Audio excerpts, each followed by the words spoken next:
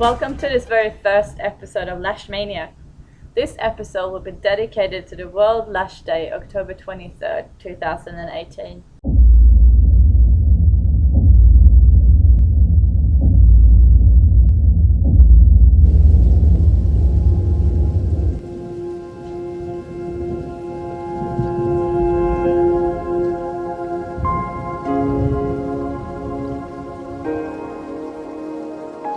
I worked on a film set a couple months ago, and the lead actress, she had her lashes done, but she'd only had them done for a week and lashes were missing, and then I had to go and buy individual lashes to stick on to fill in the gaps. So obviously it's crucial that they're done properly to avoid problems like this. So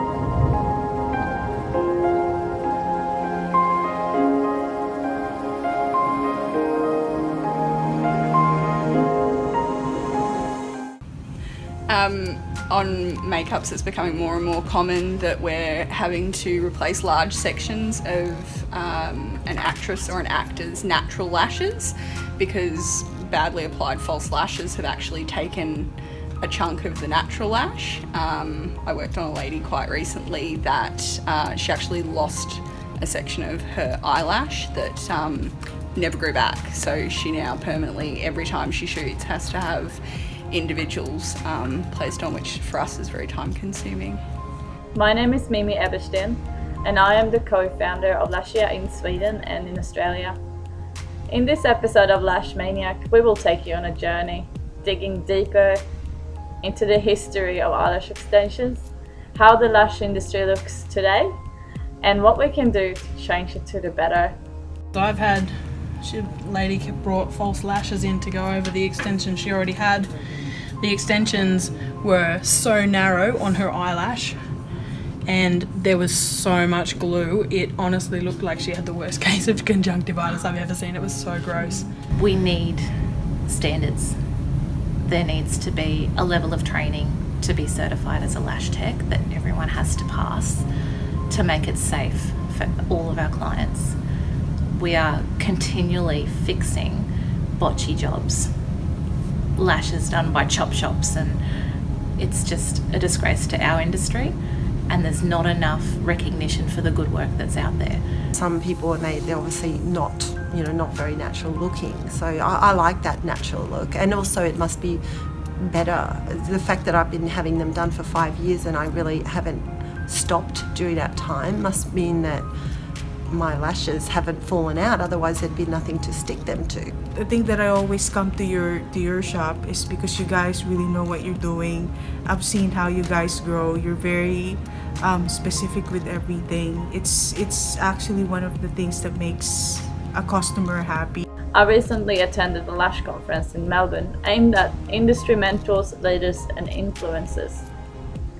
It was called Lash Vision Leaders, hosted by Kimberly Hayworth. It was set like a boardroom meeting over 2 days with only 20 attendees, where we discussed highly important topics such as where is our industry going and how do we implement sustainable standards in our training that can change the whole industry. Hi, I'm Amy. I own Beauty Expressed. I've been in the industry for about 14 years and I love lashing. I've been lashing for about 6 years and I've seen the industry change dramatically in the last 2 to 3 years. I'm a lash artist, so I've been lashing since 2010. But I've been in the game for a while, I suppose. My name is Gigi and I come from an education background. I have 2 daughters and I live on the Gold Coast. I trained 1.5 years ago with Lashia Australia, and I did that to enhance my training as part of my beauty diploma. So there's a lot of people around who maybe haven't been doing it so long they don't realise it's so detailed. You do need to be around for a long time to really have mastered, I guess, all the little hiccups that can come with lashing. It's quite technical. You want a training provider that has the experience as well behind them, because the experience in the lash industry passed on to the student is therefore going to bring an amazing student. A study was done by Lashia, where we asked lash artists from all over the world about the training standards in their country. The countries in the study were UK, United States, Canada, the countries of Scandinavia, Russia, Switzerland, Netherlands, Scotland, Estonia, Mexico, Japan, Australia and New Zealand. In the United States, you need to be a cosmetologist or a beautician to apply eyelash extensions, but the training itself is not regulated at all. Most courses are 1 to 2 days, and a certificate is given the same day. In the United Kingdom, a generic teaching qualification such as PTTLS or City and Guilds teaching qualification is required for trainers. They can then teach that area. However, the training requirements are non-regulated. Courses vary from 1 to 2 days, and the certificate is usually given the same day or after case studies with students sending photos to receive the certificate. Anyone recognize this? In Australia, there are no government regulations. In fact, they are deregulating our industry even further.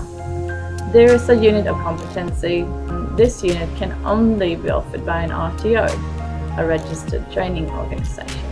And the standards of this unit is way below what most comprehensive training courses in eyelash extensions agree with. It says a lot about who you are and your standards as a professional.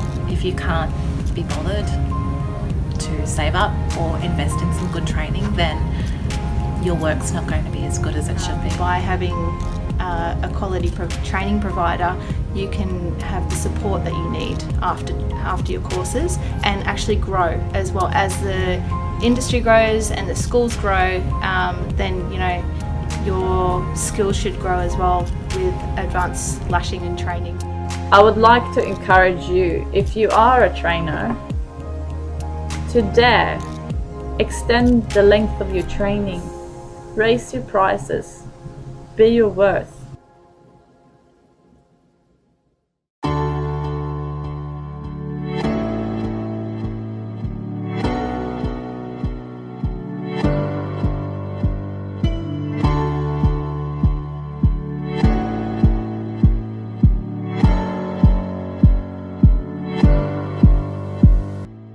Sweden, Norway and Denmark, that is part of Scandinavia, had the highest standards.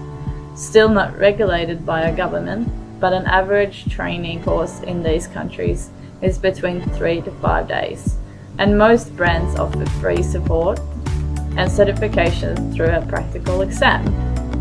Shortest courses had Estonia, with an average half to 1 day courses. And cheapest was Mexico, with an average eyelash course costing only equivalent to 350 Australian dollars. If it's anything under a few $1,000s, I'd be questioning the level of training you're about to receive.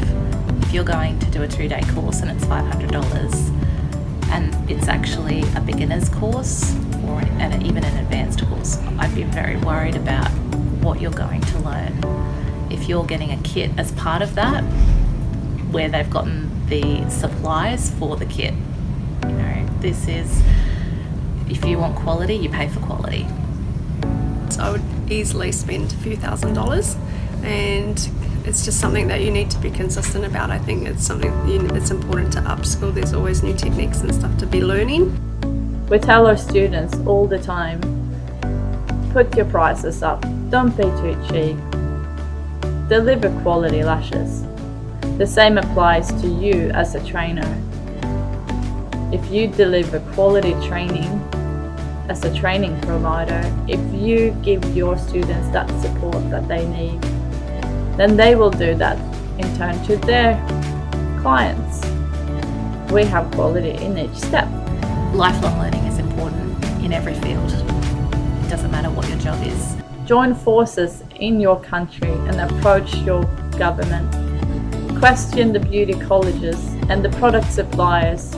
They teach lash extensions without even being qualified themselves. Can definitely make the industry better. It's already happening. So going to events and Lash Vision Leaders is another example of that, and Lash Bash, and having everybody unite together and keep on growing the industry and talk about any topics and just bringing the standards together. There are more people realizing that our profession is actually fine artistry, and it takes skill and practice to master. The closer we will get to getting recognized and respected for the industry that we actually are. Quality, education, knowledge. So this is where we stand today. The industry worldwide is not up to standard, and there are no government regulations in any countries.